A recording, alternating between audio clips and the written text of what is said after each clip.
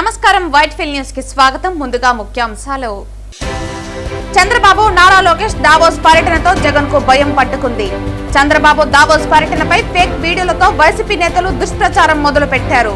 రాష్ట్రం అభివృద్ధి చెందడం వైసీపీ నేతలకు ఏమాత్రం ఇష్టం లేదు ఆరోపించిన శాప్ చైర్మన్ రవినాయుడు. శ్రీవారి బ్రహ్మోత్సవాలు వైకుంఠ ద్వార దర్శనాలను విజయవంతం చేసినట్లుగానే జనవరి 25వ తేదీ నిర్వహించనున్న రథసప్తమి వేడుకలను కూడా అంగరంగ వైభవంగా నిర్వహించేందుకు సర్వం సిద్ధం చేశాం పేర్కొన్న TTD chairman BR Naidu. Intermediate practical పరీక్షలను పకడ్బందీగా కట్టుదిట్టమైన ఏర్పాట్లతో నిర్వహించాలి అధికారులను ఆదేశించిన చిత్తూరు జిల్లా రెవెన్యూ అధికారి మోహన్ కుమార్. వార్తల్లోని వివరాలు. రాష్ట్ర ముఖ్యమంత్రి నారా చంద్రబాబు నాయుడు ఈ నెల 24వ తేదీన నగిరి పట్టణంలో పలు అభివృద్ధి కార్యక్రమాలలో పాల్గొంటారని, సీఎం పర్యటనకు సంబంధించిన అన్ని ఏర్పాట్లు రేపటిలోపు పూర్తి చేయాలని చిత్తూరు జిల్లా కలెక్టర్ సుమిత్ కుమార్ సంబంధిత అధికారులను ఆదేశించారు. గురువారం నగిరి పట్టణంలోని ఎంఆర్ఓ కార్యాలయం నందు జిల్లా అధికారులతో జిల్లా కలెక్టర్ సమీక్షా సమావేశం నిర్వహించారు. గురువారం నగిరి పట్టణంలోని ఎంఆర్ఓ కార్యాలయం నందు జిల్లా అధికారులతో జిల్లా కలెక్టర్ సమీక్షా సమావేశం నిర్వహించారు. ఈ సందర్భంగా జిల్లా కలెక్టర్ మాట్లాడుతూ డిగ్రీ కళాశాల నందు ముఖ్యమంత్రి నారా చంద్రబాబు నాయుడు బహిరంగ సభ ఉంటుందని, బహిరంగ సభ వద్ద వ్యవసాయ అనుబంధ రంగాల ఆధ్వర్యంలో స్టాల్స్ ఏర్పాటు చేయాలని సంబంధిత అధికారులను ఆదేశించారు. స్కిల్ డెవలప్మెంట్ ద్వారా లబ్ధి పొందిన లబ్ధిదారులతో ముఖ్యమంత్రి ప్రత్యక్షంగా లబ్ధిదారులతో మాట్లాడతారని తెలిపారు. వివిధ సంక్షేమ పథకాలలో జిల్లా అభివృద్ధిపై సమగ్ర వివరాలకు సంబంధించిన వివిధ అంశాలపై ఛాయాచిత్ర ప్రదర్శన ఏర్పాటు చేయాలని సంబంధిత అధికారులను ఆదేశించారు. బహిరంగ సభ వద్ద ప్రత్యేక వైద్య శిబిరం, అంబులెన్స్ సిద్ధంగా ఉండాలని డిఎంహెచ్ఓను ఆదేశించారు. పట్టణంలో ఎక్కడా కూడా హోర్డింగ్లు ఉండకూడదని, పట్టణ ప్రధాన వీధులన్నీ పరిశుభ్రంగా ఉండే విధంగా చర్యలు చేపట్టాలని మున్సిపల్ కమిషనర్ను ఆదేశించారు. ప్రజావేదిక నందు నగిరి ఆర్డీఓ పర్యవేక్షణలో కార్యక్రమాలు ఉండాలని తెలిపారు. ఎస్పీ తుషార్ రెడ్డి మాట్లాడుతూ ముఖ్యమంత్రి పర్యటించనున్న హెలిప్యాడ్, డిగ్రీ కళాశాల, ఎస్పీ బాలుర బాలికల సంక్షేమ వసతి గృహాల, ప్రభుత్వ ఏరియా ఆసుపత్రి నందు, సాయిబాబా గుడి దగ్గర తదితర ప్రాంతాలలో పటిష్ట బందోబస్తు నిర్వహించడం జరుగుతుందని, అందుకు తగిన ఏర్పాట్లు పూర్తి చేయడం జరుగుతుందని తెలిపారు. ఫ్లడ్ లైట్స్, పటిష్టమైన బ్యారికేడ్లు ఉండే విధంగా సంబంధిత పోలీస్ అధికారులకు ఆదేశాలు ఇవ్వడం జరిగింది. అనంతరం ఏఎస్ఎల్ సమావేశానికి హాజరయ్యారు. ప్రభుత్వ జూనియర్ కళాశాల హెలిప్యాడ్ సమీపాన పార్టీ కార్యకర్తలతో ముఖ్యమంత్రి సమావేశం, స్టాల్స్ సందర్శించుట, బహిరంగ సభ, సాంఘిక సంక్షేమ శాఖ బాలురు బాలికల వసతి గృహం నందు సందర్శించుట, ప్రభుత్వ ఏరియా ఆసుపత్రి నందు డయాలసిస్ సెంటర్ పరిశీలించుట, సాయిబాబా గుడిని సందర్శించుటపై ప్రదేశాలలో ముఖ్యమంత్రి పాల్గొంటారు. ఈ కార్యక్రమంలో assistant collector Narendra paddle, RDO, police ఉన్నత అధికారులు, జిల్లా అధికారులు, ముఖ్యమంత్రి పర్యటనకు సంబంధించిన ప్రోటోకాల్ అధికారులు తదితరులు పాల్గొన్నారు. ఈ నెల 24 నగిరిలో ముఖ్యమంత్రి పర్యటన విజయవంతం చేద్దామని ప్రజలు, కార్యకర్తలు, కూటమి నాయకులు, అభిమానులు భారీగా తరలి రావాలని నగిరి ఎమ్మెల్యే గాలి భానుప్రకాష్ పిలుపునిచ్చారు. తెలుగుదేశం పార్టీ రానున్న రోజుల్లో కూడా మన తెలుగుదేశం పార్టీ వెమ్మని నడుస్తుంది. ఖచ్చితంగా ఏ ఎలక్షన్ అయినా కూడా రాబోయేది అది లోకల్ బాడీ ఎలక్షన్ కానీ లేకపోతే జనరల్ ఎలక్షన్ అయినా కానీ ఖచ్చితంగా తెలుగుదేశం పార్టీ ఎత్తిన జెండా దిగదని చెప్పేసి సంకేతం మనం రాష్ట్రం అంతా కూడా పంపించాలి. ఇవాళ తెలుగుదేశం పార్టీ జెండా ఎగురుతుందంటే మనం అంతా కూడా తలుపుకొని తిరుగుతున్నాం. అందరికి ఏం చేసిందని కాదు, తెలుగుదేశం పార్టీ నాకేం చేసిందని ఏమి ఉండదు. ఇప్పుడు కూడా మనం తెలుగుదేశం పార్టీ జెండా కింద ఉన్నాం కాబట్టి, ఆ జెండా గెలిచింది కాబట్టి ఎక్కడ పోయినా కూడా మనం ధైర్యంగా తిరుగుతున్నాం. ఇది మా పార్టీ, మేము ఉన్నాం అనే ధైర్యం మీ మనసులో ఉంటుంది. ఏ జెండా చేస్తాము ఆ ధైర్యం కోసమన్నా మనం పెరుగురాదు, దానికోసమన్నా పోరాడాలి. ఆ ధైర్యాన్ని, ఆ మనోస్థైర్యాన్ని మనం ఎప్పుడు కోల్పోకూడదు. అలాంటి మనోస్థైర్యం మనకు కావాలంటే ఎప్పుడు కూడా మనం ఏకతాటి మీద ఉండాలా. చిన్న చిన్న సమస్యలు ఉంటే అవన్నీ కూడా పక్కన పెట్టాలా. మనం కలిసి పోరాడేది మనందరి కోసం, ఒక్కల కోసం కాదు. ఇది భాను కోసం కాదు, బాబు గారి కోసం కాదు, ఇది మన నగరి కోసం, మనందరి కోసం. మీరు చిన్న చిన్న సమస్యలు ఎప్పుడూ ఉంటాయి, పక్కింటోడితోనో లేకపోతే పక్క లీడర్తోనో ఎప్పుడూ ఉంటాయి. ఆ సమస్యలంతా కూడా పార్టీకి ఆపాదిస్తుంది. మీరు కూర్చున్న కొమ్మను అనుకుంటే పోతే మనం కింద పడతాం, పుట్ట కోసుకుంటే పేగులు మన కాళ్ళ మీద పడతాయి. అది మీరు అర్థం చేసుకోండి. పార్టీ అనేది మనకన్నా పెద్ద ఆర్గనైజేషన్. అందరూ కలిసిపోయిన పార్టీ. ఒక మనిషితో పార్టీ కాదు. ఒక మనిషి పోతే ఒక మనిషి అంటారు, అందరూ కలిసిపోతున్న పార్టీ అంటారు. ఆ పార్టీని మనం ఏ రోజు కూడా వీక్ చేయడానికి వీల్లేదు. ఆ పార్టీ బాగుంటేనే మనకి బాగుంటుంది, మనకి గౌరవం ఉంటుంది, మనకి ఏ పనైనా చేసుకోవచ్చు.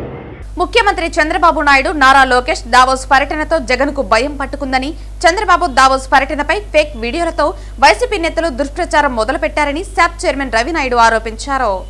ఈ సందర్భంగా శాప్ చైర్మన్ రవినాయుడు మాట్లాడుతూ చంద్రబాబు నారా లోకేష్ దావోస్ పర్యటనతో జగన్ కు భయం పట్టుకుందన్నారు.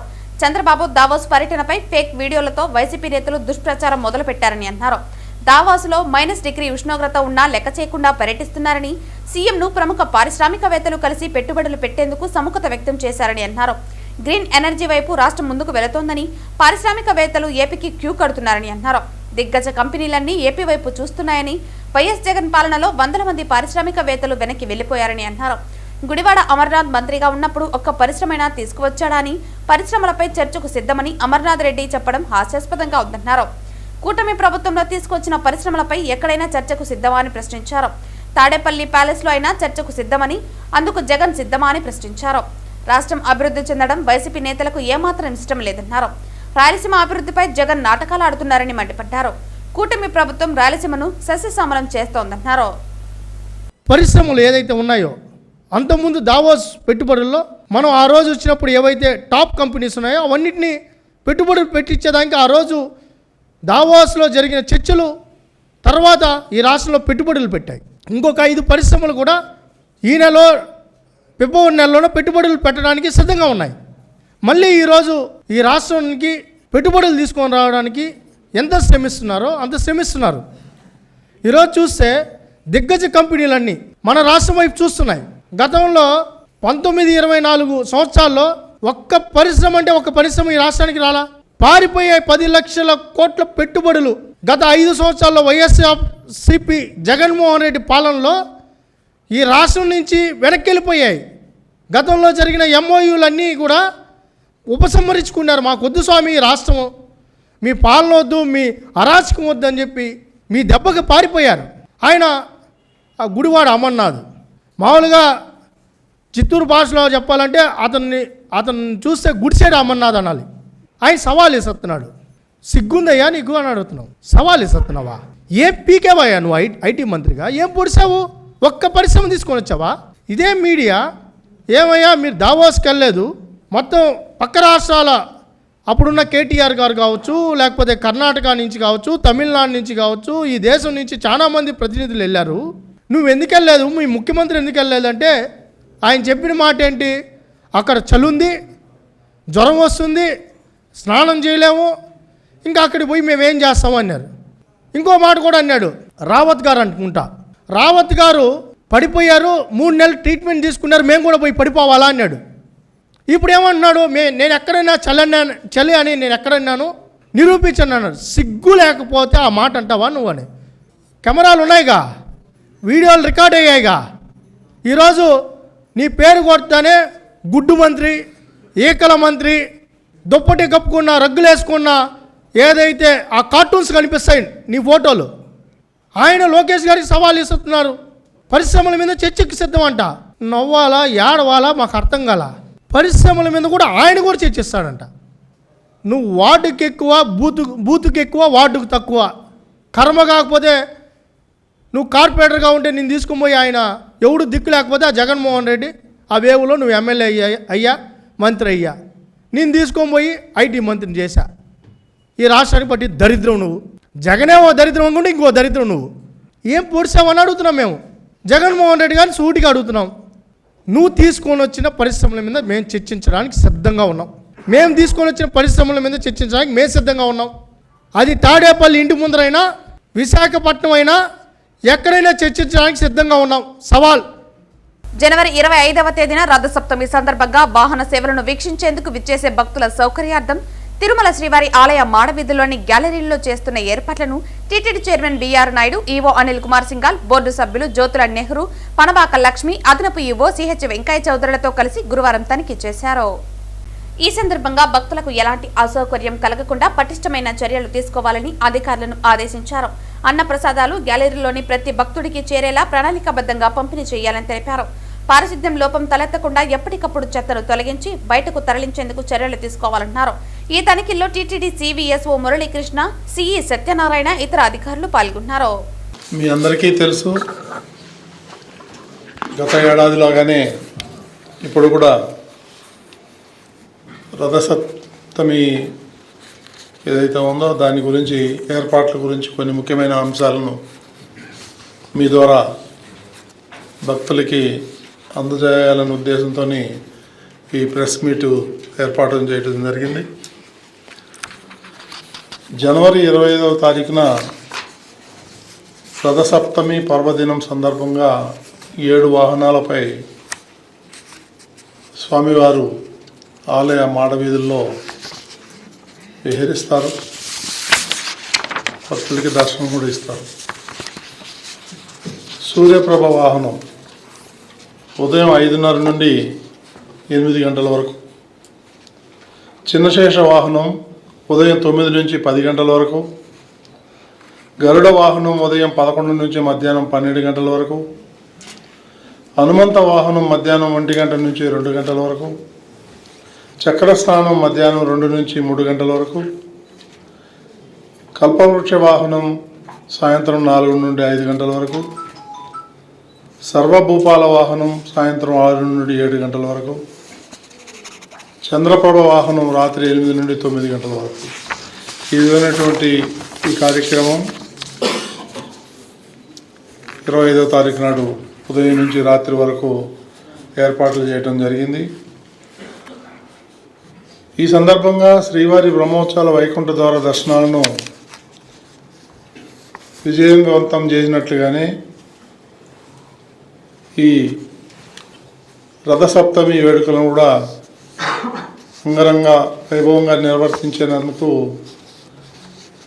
తిరుమల తిరుపతి దేవస్థానం, అట్లాగే జిల్లా యంత్రాంగం, పోలీసు యంత్రాంగం వీళ్ళందరూ కూడా సమిష్టిగా కృషి చేస్తూ ఉంది. గతంలో లాగానే శ్రీవారి ఆలయం భక్తులకు రద్దీని దృష్టిలో ఉంచుకొని సామాన్య భక్తులకు అత్యంత ప్రాధాన్యత ఇచ్చేందుకు గాను జనవరి 25న శ్రీవారి ఆలయంలో ఆర్జిత సేవలు, ఈ ప్రివిలేజ్ అండ్ ప్రోటోకాల్ మినహా మిగిలిన సేవలన్నీ కూడా రద్దు చేయటం జరిగింది. ఎక్కువ మంది భక్తులకు శ్రీవారి దర్శనం కల్పించాలనే ఉద్దేశంతో తిరుపతిలో జనవరి 24 నుండి 26వ తేదీ వరకు స్లాటెడ్ సర్వదర్శనం టోకన్లను రద్దు చేయడం జరిగింది. అదేవిధంగా రథసప్తమి రోజు భక్తులకు పంపిణీ చేసేందుకు 14 రకాల మెనూ తయారు చేయటం జరిగింది. గ్యాలరీలో భక్తులందరికీ 52 ఫుడ్ కౌంటర్లు ఏర్పాటు చేయడం జరిగింది. దాని ద్వారా ఉదయం నుండి రాత్రి వరకు నిరంతరాయంగా అన్నప్రసాదాలు భక్తులకి అందజేయటం జరుగుతుంది. వివిధ విభాగాలతో పాటు మాడవీధుల్లో భక్తులకు అన్నప్రసాదాలు, పానీయాలు పంపిణీ చేసేందుకు దాదాపు 3700 మంది శ్రీవారి సేవకులను వారి సేవలను వినియోగించుకోవడానికి సన్నద్ధమవుతున్నారు. అదేవిధంగా విజిలెన్స్ అండ్ సెక్యూరిటీ 1260 మంది పోలీసులు, 1200 మంది విజిలెన్స్ సిబ్బందితో పటిష్టమైనటువంటి భద్రతా ఏర్పాట్లు చేయడం జరుగుతూ ఉంది. ఇంటర్మీడియట్ ప్రాక్టికల్ పరీక్షలను పగడ్బందీగా కట్టుదిట్టమైన ఏర్పాట్లతో నిర్వహించాలని చిత్తూరు జిల్లా రెవెన్యూ అధికారి మోహన్ కుమార్ అధికారులను ఆదేశించారు. పరీక్షల నిర్వహణలో అవకతవకలు జరగకుండా పర్యవేక్షించడం, నిబంధనలు పాటించేలా చూడడంపై దృష్టి సారించాలని, ముఖ్యంగా పరీక్షా కేంద్రాల్లో 144 సెక్షన్ అమలు, నిఘా, అవకతవకలను అరికట్టడం వంటి అంశాలపై కలెక్టరేట్లో సమీక్షా సమావేశం నిర్వహించారు. పరీక్షల నిర్వహణలో ఎలాంటి లోపాలు తలెత్తకుండా అన్ని ఏర్పాట్లు చేయాలని సూచించారు. పరీక్షా కేంద్రాల వద్ద 144 సెక్షన్ అమలు చేసి శాంతి భద్రతలను కాపాడాలని తెలిపారు. ప్రాక్టికల్స్ చివరిలో ప్రారంభమై థియరీ పరీక్షలు ఫిబ్రవరిలో జరుగుతాయని, వాటికి కూడా పగడ్బందీగా ఏర్పాట్లు చేయాలని ఆదేశాలు జారీ చేశారు. ఈ ఆదేశాల ద్వారా ఇంటర్మీడియట్ పరీక్షలు పారదర్శకంగా, నిష్పక్షపాతంగా జరగాలని అధికారులు కోరుకుంటున్నారు. జరిగిపోతుంటాయి, కానీ ఎక్కడో ఒక చోట వాళ్ళ కార్నర్లోనో ఎక్కడో ఒక బస్సు రాక ఇబ్బంది పడే వాళ్ళు ఉంటారు కదా, అవి ఏమన్నా స్పెసిఫై చేయండి. విజయపురం పట్టణం 2 మండలం నుంచి పిల్లలు రైల్వే కేంద్రాలు అది నోట్ చేసుకోండి ఆఫీస్ వారు. ఎందుకంటే మీకు మామూలు రొటీన్ గా వెళ్ళిపోతారు. కొన్ని సందర్భాల్లో ఏమవుతుందంటే కొన్ని కార్నర్లో ఉంటున్న పిల్లలు వాళ్ళకి అక్కడ బస్సు మీరు మామూలుగా వెళ్ళిపోయింది అనుకుంటారు, అక్కడ పోకుండా ఒక్కోసారి ఏదైనా ఆగిపోయి ఉంటాయి. అలాంటి సందర్భంలో వాళ్ళ కెరీర్ పాడవుతుంది. అది వాళ్ళ విజయపురం ఈ ఇవి మూడు కొంచెం రిమోట్ గా ఉండేటువంటి ఏరియా కాబట్టి మాకు గతంలో అక్కడ కొంచెం ప్రాబ్లం ఉంది సార్. మీరు స్పెసిఫై చేయకపోతే వాళ్ళకి తెలియదు. అదే సార్. మీకు ప్రాక్టికల్ గా ఎప్పుడైతే గతంలో ఇబ్బంది వచ్చేవారైనా స్టూడెంట్ కానీ పేరెంట్ కానీ కంప్లైంట్ ఇచ్చుంటే మేము ఇబ్బంది పడ్డామంటే అట్లాంటి వాళ్ళకి ఈ రెండు కరెక్ట్గా చూసుకోండి సార్. అది ఇంపార్టెంట్. మీరు 4 ట్రిప్పు తిరగాల్సిన మళ్ళీ సండే రోజు స్టార్టింగ్ వచ్చే ట్రిప్పు, ఎండింగ్ వెళ్ళే ట్రిప్పు, ఈ 2 జాగ్రత్తలు చూసుకోండి సార్. మామూలుగా పెట్టేదానికి కొంచెం అది చూసుకోవాలి. ఎంతమంది స్టూడెంట్స్ ఉన్నారు అక్కడి నుంచి వచ్చేవాళ్ళని బట్టి మీ బస్సులు ఎన్ని చేయగలుగుతాము. ఫస్ట్ ట్రిప్ ఒకసారి 4 బస్సులు, మధ్యలో అవసరం లేదు.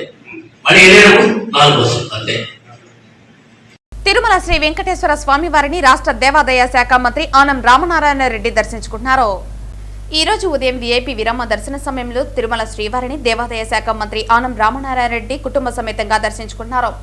ముఖ్యమంత్రి విదేశీ పర్యటన ముగించుకుని తిరిగి రానున్నారని, విదేశీ పర్యటన నిమిత్తం పారిశ్రామికవేత్తలతో సమావేశమై రాష్ట్రానికి వస్తున్నారని అన్నారు. రాష్ట్రంలోని అన్ని ఆలయాలు చాలా బాగా నడుస్తున్నాయని, వైకుంఠ ఏకాదశి, సంక్రాంతి పండుగలు విజయవంతంగా నిర్వహించామని తెలిపారు. దేశంలోని తెలుగు వాళ్ళకి ఆంధ్ర రాష్ట్రం ఆధ్యాత్మిక రాష్ట్రంగా ఉండటానికి ప్రభుత్వం కృషి చేస్తోందన్నారు. భక్తులకు ఇబ్బందులు కలగకుండా తిరుమల, అరసవల్ల ఇతర ఆలయాలు రథసప్తమి ఏర్పాట్లు చేస్తున్నట్టు తెలిపారు. అరసవల్లిలో జరిగే రథసప్తమికి అచ్చెన్నాయుడు ప్రభుత్వం తరపున పట్టు వస్త్రాలు సమర్పించనున్నట్లు తెలిపారు. అలాగే అచ్చెన్నాయుడు కేంద్ర మంత్రి రామ్మోహన్ నాయుడు అరసవల్లి ఆలయ రథసప్తమి ఏర్పాట్లను చూస్తున్నారు. కుటుంబ సమేతంగా దేవదేవుని యొక్క ఆశీస్సులు తీసుకోవడానికి ఇక్కడికి రావడం జరిగింది.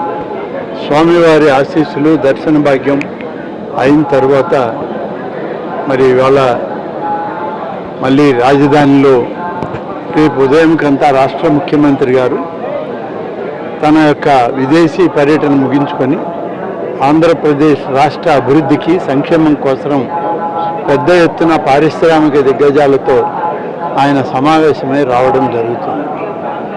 ఈరోజు ఆంధ్రప్రదేశ్ రాష్ట్రంలో అనేక విధాలుగా అన్ని ఆలయాలు కూడా శోభాయమానంగా ఉన్నాయి. అన్ని ఆలయాల్లో కూడా ఈ కార్యక్రమాలు విజయవంతంగా సాగే విధంగా ఏర్పాట్లన్నీ కూడా చేస్తూ ఉన్నాం. మీరందరూ గమనించారు, వైకుంఠ ఏకాదశి పర్వదినం ఎంత వైభవంగా మన రాష్ట్రంలో జరిగిందో, అదేవిధంగా సంక్రాంతి పండుగ వాతావరణం కూడా మన హిందూ ధర్మ ఆచారాల ప్రకారం సంక్రాంతి పండుగను కూడా చాలా విజయవంతంగా హిందువుల యొక్క మనోభావాలకి దగ్గరగా ఉండే విధంగా అన్ని ఏర్పాట్లు చేసి పండుగ వాతావరణాన్ని కూడా తీసుకురావడం జరిగింది. ఇవాళ రాష్ట్రంలో, దేశంలో ఉన్నటువంటి అనేక మంది తెలుగు వాళ్ళకి ఆంధ్రప్రదేశ్ రాష్ట్రం ఒక ఆధ్యాత్మిక రాష్ట్రంగా, ఒక స్పిరిచువల్ సెంటర్గా అభివృద్ధి చెందాలన్న లక్ష్యంతో మన ముఖ్యమంత్రి శ్రీ చంద్రబాబు నాయుడు గారు కానీ, అలాగే రాష్ట్ర ప్రభుత్వం కానీ నిరంతరం కృషి చేస్తుంది. దానికి తగ్గట్టుగానే అన్ని ఏర్పాట్లు చేస్తుంది. రథసప్తమి ఏర్పాట్లు కూడా అరసవల్లి రథసప్తమి ఏర్పాట్లు కానీ, అలాగే శ్రీ వెంకటేశ్వర స్వామి ఆలయం తిరుమలలో జరిగే రథసప్తమి ఏర్పాట్లకి ఇప్పటికే ట్రస్ట్ బోర్డు అధికారులు, అలాగే పాలకవర్గం చైర్మన్ గారు, సభ్యులు అందరూ ఇప్పటికే సమావేశమయ్యారు. రాష్ట్ర ప్రభుత్వం అన్ని విధాలా వాళ్ళకి సహకరిస్తుంది. అరసవెల్లిలో జరిగేటువంటి ఈ యొక్క రథసప్తమి వేడుకలకి రాష్ట్ర వ్యవసాయ శాఖ మంత్రి అచ్చెన్నాయుడు గారిని ప్రభుత్వం తరఫున పట్టు వస్త్రాలు ఇవ్వడానికి ఏర్పాటు చేయడం జరిగింది. వారు కూడా అక్కడే ఉండి అక్కడ పనులు పర్యవేక్షిస్తున్నారు. అచ్చెన్నాయుడు గారు, అలాగే కేంద్ర మంత్రి రామ్మోహన్ నాయుడు గారు ఇద్దరు స్వయంగా రథసప్తమి వేడుకల్ని నిర్వహించడం జరుగుతుంది. చంద్రగిరి మండలంలో గంజాయి మత్తుతో తూగుతున్న గ్యాంగులపై చంద్రగిరి పోలీసులు పంజా విసరడానికి కార్యాచరణ సిద్ధం చేశారు. సిఐ సురేష్ ఆధ్వర్యంలో రెడ్డివారిపల్లి, నాగయ్యగారిపల్లి గంజాయి బ్యాచ్ అడ్డాలపై నిఘా పెట్టారు. చీకటి పడితే గంజాయి దమ్ము కొట్టే ప్రాంతాలను గుర్తించి సిబ్బందితో పరిశీలన చేశారు సిఐ సురేష్. చీకటి పడితే గంజాయి దమ్ము కొట్టే ప్రాంతాలను గుర్తించి సిబ్బందితో సిఐ సురేష్ పరిశీలించారు.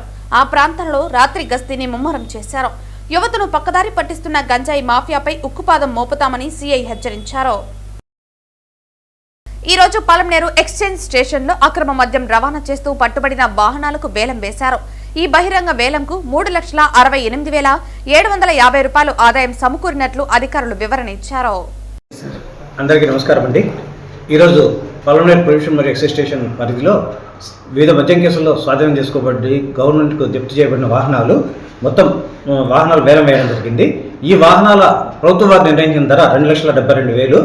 దీని మీద మన ప్రభుత్వం వారికి మొత్తం వెహికల్ పబ్లిక్ యాక్షన్లో పాల్గొన్న వాళ్ళు 2,68,750 రూపాయలు ఆదాయం వచ్చిందండి. దీనిలో విత్ జిఎస్టీతో కలిపి 3,65,750 రూపాయలు ఆదాయం వచ్చిందండి ప్రభుత్వానికి. మొత్తం వాహనాలు వేలం వేయబడ్డాయి ఈరోజు. వీటిలో టెక్నికల్ కారణాల వల్ల కొన్ని వాహనాలు నిలిపివేయడం జరిగింది, వేలం వేయలేదు. ఎన్ని వాహనాలు సార్? 2 వాహనాలు, మొత్తం 17 వాహనాలు వేలం వేయడం జరిగింది. 2 వాహనాలు టెక్నికల్ కారణాల వల్ల వాటి పేరు తప్పుపడ్డం, నంబర్ తప్పుపడ్డం అట్లా చేయడం వల్ల 2 వాహనాలు ఆపివేయడం పడింది. మొత్తం 2,72,000 రూపాయలు ప్రభుత్వం వారు నిర్ణయించారు. ఎంవీఏ మోటార్ వెహికల్ ఇన్స్పెక్టర్ వాహనాల ధర నిర్ణయించాడు. దానికి గాను వేలం పాటలో 3,68,750 రూపాయలు ఆదాయం వచ్చిందండి. 44 వాహనాలు స్వాధీనంలో ఉన్నాయి. ఈ స్టేషన్ వివిధ కేసుల్లో సీజ్ చేసి ఉన్నాయి. వీటిలో 19 వాహనాలకు గాను ఈరోజు వేలం పాట నిర్వహించడం జరిగింది. ఇవి కాకుండా మిగతా వాహనాలు కూడా ఈ వేలం ప్రభుత్వం జప్తు చేసేదానికి సంబంధించిన ప్రాసెస్ ఉంటుంది. ఆ ప్రాసెస్లో వివిధ దశల్లో ఉన్నాయి ప్రాసెస్. ఇవన్నీ ప్రాసెస్ కంప్లీట్ అయిపోయిన తర్వాత ప్రభుత్వానికి జప్తు చేయబడిన తర్వాత ప్రతి ఒక్క వాహనం వేలం వేయబడుతుంది. ఒకవేళ ఎవరైనా ఈ జప్తు చేసిన వాహనం తాలూకు యజమాని ప్రభుత్వానికి అప్పీల్ చేసుకుంటే అతనికి గవర్నమెంట్ ఫైన్తో రిలీజ్ చేస్తే అది తప్ప మిగతా వాహనాలన్నీ వేలం వేయబడతాయి. ఈ జప్తు చేసే ప్రాసెస్ అనేది కాన్ఫిస్కేషన్ ప్రాసెస్ టైం పడుతుంది. దానికి కొన్ని కోర్టు కేసులు ఉండడం వల్ల, కొన్ని ఓనర్స్ అడ్రస్ తప్పులు ఇవ్వడం వల్ల ఈ కొంచెం ప్రాసెస్ స్లోగా ఉంది. అవి కూడా స్పీడప్ చేస్తున్నాము. మ్యాక్సిమం తొందరలో, అతి త్వరలో 3 నెలలు అన్ని వెహికల్స్ డిస్పోజ్ చేయడానికి ప్రయత్నం చేస్తాం.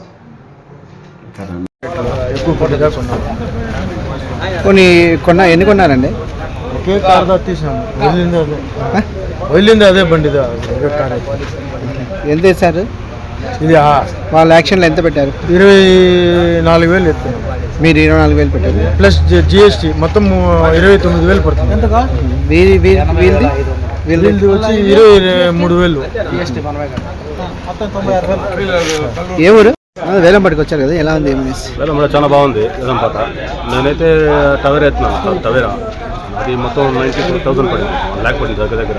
అదే 2 wheelers అంతా కూడా చాలా బాగున్నాయి. 2 wheelers ఇది యాక్సెస్ ఒకటి తీస్తాము, మాకు 30,000 పడింది. వేల మీద చాలా బాగుంది. Very satisfaction, very good. Thank you excise police station. Thank you. వార్తలు ముగించే ముందు ముఖ్యాంశాలు మరోసారి. చంద్రబాబు, నారా లోకేష్ దావోస్ పర్యటనతో జగన్ కు భయం పట్టుకుంది. చంద్రబాబు దావోస్ పర్యటనపై ఫేక్ వీడియోలతో వైసీపీ నేతలు దుష్ప్రచారం మొదలు పెట్టారు. రాష్ట్రం అభివృద్ధి చెందడం వైసీపీ నేతలకు ఏమాత్రం ఇష్టం లేదు ఆరోపించిన శాప్ చైర్మన్ రవినాయుడు. శ్రీవారి బ్రహ్మోత్సవాలు, వైకుంఠ ద్వార దర్శనాలను విజయవంతం చేసినట్లుగానే జనవరి 25వ తేదీ నిర్వహించనున్న రథసప్తమి వేడుకలను కూడా అంగరంగ వైభవంగా నిర్వహించేందుకు సర్వం సిద్ధం చేశాం పేర్కొన్న TTD chairman BR Naidu. Intermediate practical పరీక్షలను పకడ్బందీగా కట్టుదిట్టమైన ఏర్పాట్లతో నిర్వహించాలి అధికారులను ఆదేశించిన చిత్తూరు జిల్లా రెవెన్యూ అధికారి మోహన్ కుమార్. ఈ వార్తలు ఇంతటితో సమాప్తం. తిరిగి వార్తల్లో మళ్ళీ కలుద్దాం. అంతవరకు సెలవు. నమస్కారం.